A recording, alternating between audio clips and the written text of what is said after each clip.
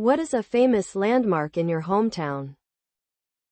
Well, I can't hide my pride to talk about the Statue of Liberty. When was it built? I read on newspapers that it was constructed in 1886. Where is it? It's located on Liberty Island in New York Harbor.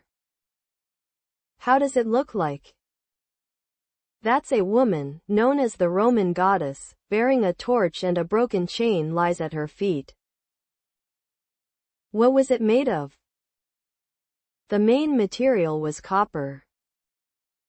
Who was the architect?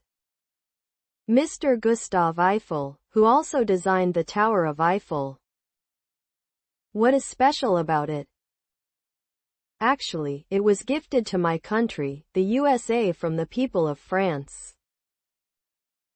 Does it symbolize something? The statue is a symbol of freedom.